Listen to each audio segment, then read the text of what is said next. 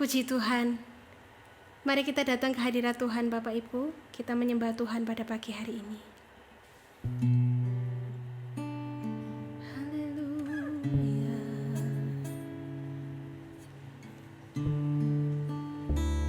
Oh haleluya. Yesus Tuhan, kami sembah Engkau.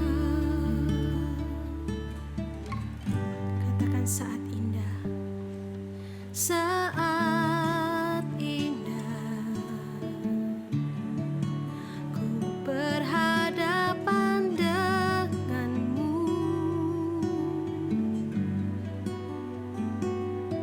memandang wajahmu, Yesus kekasih jiwaku.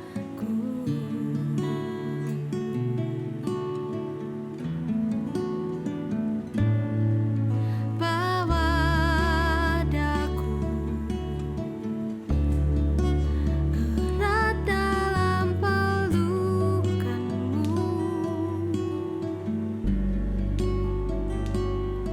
menikmati kasih dan indahnya hadirat-Mu.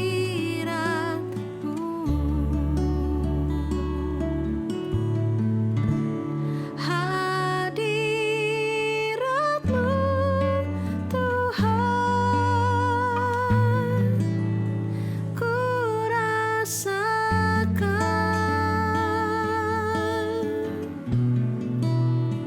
kekudusan-Mu Bapa, penuhiku.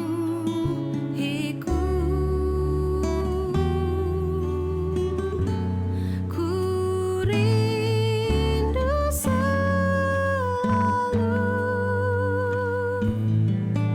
diam dalam bait-Mu,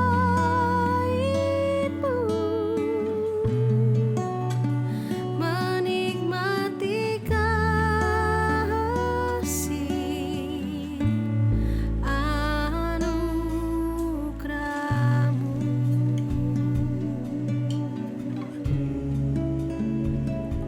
Oh, saat indah, saat indah ku berhadapan denganmu, memandang wajahmu, Yesus kekasih jiwaku.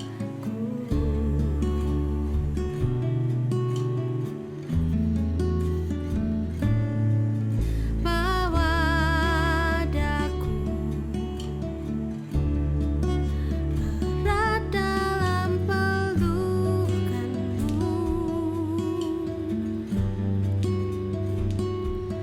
menikmati kasih dan indahnya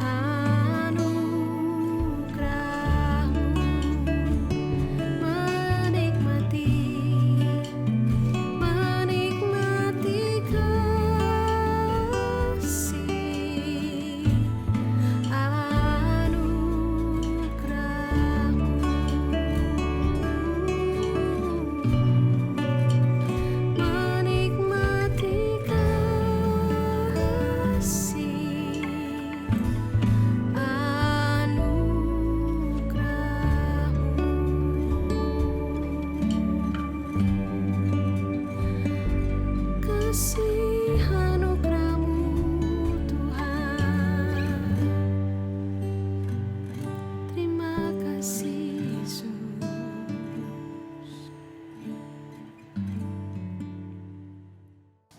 Selamat pagi dan salam sejahtera dalam kasih Tuhan kita, Yesus Kristus. Bersyukur kepada Tuhan untuk pemeliharaannya dalam hidup kita, sehingga kita ada sampai hari ini semua karena berkat Tuhan. Pagi ini kita akan kembali merenungkan firman Tuhan. Kita baca satu ayat di Mazmur pasalnya yang ke-19, ayatnya yang ke-13. Firman Tuhan berkata, "Siapakah yang dapat mengetahui kesesatan? Bebaskanlah aku dari apa yang tidak kusadari." Ayat ini menunjukkan bahwa dalam hidup kita ada banyak hal yang tidak kita sadari, dan itu dapat menyesatkan kita, bahkan berkembang menjadi dosa dan akhirnya dapat menjatuhkan kita. Judul firman Tuhan pagi hari ini blind spot, ya. Bagi orang yang mengemudikan mobil pasti mengenal istilah blind spot atau titik buta. Blind spot ini adalah area berbahaya di luar jangkauan penglihatan mata driver. Blind spot sering menyebabkan terjadi kecelakaan jika driver tidak berhati-hati. Dalam kehidupan rohani, ada juga area yang bisa kita sebut blind spot, seperti ayat yang sudah kita baca tadi. Ya, ada beberapa contoh hal-hal yang tidak kita sadari, ya, seperti yang tertulis di Amsal pasalnya yang ke-26 ayat 18 sampai 19. Di situ dikatakan ada orang yang sudah berdusta, menipu sahabatnya dan menganggap itu hanya bersenda gurau.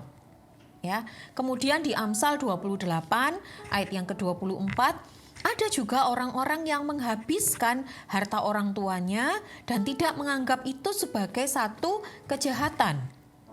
Juga di Filipi 1 ayat yang ke-17 dikatakan motivasi yang tidak murni dalam pelayanan dianggap satu keberhasilan, ya, dan itu membuat Paulus berduka di dalam penjara. Jadi dari contoh-contoh ini kita bisa belajar ada banyak sekali hal-hal yang tidak kita sadari, sehingga pemazmur menulis, ya, memohon di dalam doa kepada Tuhan untuk dibebaskan dari hal-hal yang tidak disadari dan bisa menyesatkan. Kita belajar juga dari kehidupan Daud. Daud berada di dalam area blind spot atau titik buta ini saat ia mengambil Batsyeba menjadi istrinya. Mungkin kita berpikir orang yang begitu dekat dengan Tuhan seperti Daud pasti hanya dijatuhkan dengan perkara yang besar, tetapi ternyata tidak. Kejatuhan Daud disebabkan oleh perkara yang terlihat begitu sepele, yaitu Daud tidak melakukan apa yang biasa ia lakukan.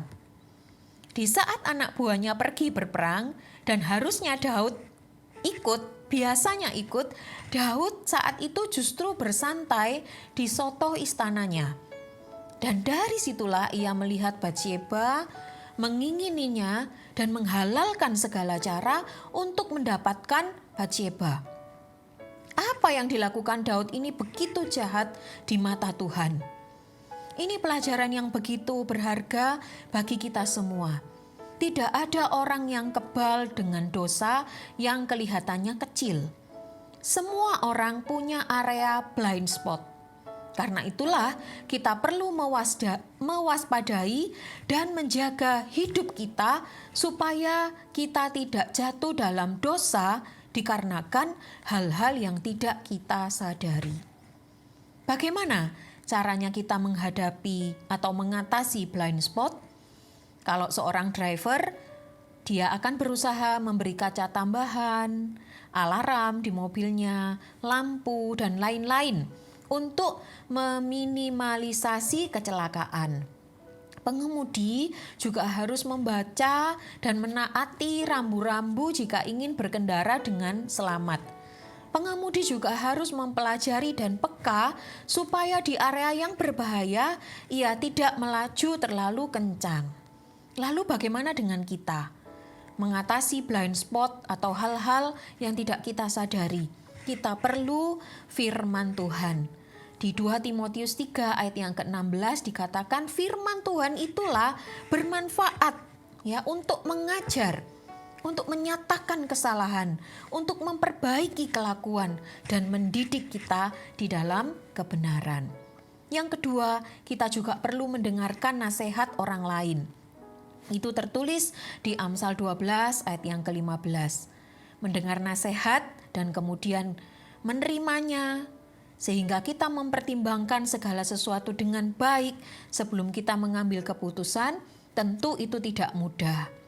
Kita perlu dengan jujur mengakui bahwa dinasehati itu tidak enak. Mungkin kenyamanan kita terusik dan lain-lain. Tetapi percayalah itulah yang akan membebaskan kita dari hal-hal yang tidak kita sadari. Itulah yang akan menolong kita, membebaskan kita dari hal-hal yang berbahaya. Jadi, mari kita belajar mendengar dan menerima nasihat. Tentu yang saya maksudkan adalah nasihat yang baik, yang sesuai dengan firman Tuhan. Nasihat itulah yang akan membantu bahkan menyelamatkan kita. Blind spot adalah satu kenyataan, tetapi tidak perlu membuat kita menjadi begitu ketakutan. Kenyataan ada area berbahaya yang tidak kita sadari dalam hidup kita harusnya membuat kita sadar bahwa kita ini manusia yang terbatas dan tidak sempurna. Karena itulah kita membutuhkan firman Tuhan. Dengan rendah hati kita mau menerima nasihat orang lain. Dan persekutuan yang erat dengan Roh Kudus itulah yang akan menolong kita. Mari kita tetap waspada, Tuhan menyertai kita sehingga kita sampai di tujuan dengan selamat. Tuhan Yesus memberkati, mari kita sama-sama berdoa. Tuhan, kami mengucap syukur untuk berkat firman Tuhan yang sudah kami terima. Kalau kami menerima firman-Mu dan kami tahu ada banyak hal dalam hidup ini yang tidak kami sadari, doa pemazmur ini juga menjadi doa kami. Bebaskanlah kami dari hal-hal yang tidak kami sadari. Tuhan tolong kami lewat firman Tuhan, lewat nasihat orang lain, itulah yang akan menyelamatkan kami, memberkati kehidupan kami semua. Terima kasih Tuhan, berkati kami dan seluruh sidang jemaat-Mu sepanjang hari ini, pimpin kami mau berjalan bersama dengan Tuhan. Kami mengucap syukur dan sudah berdoa di dalam nama Tuhan Yesus Kristus. Haleluya, amin.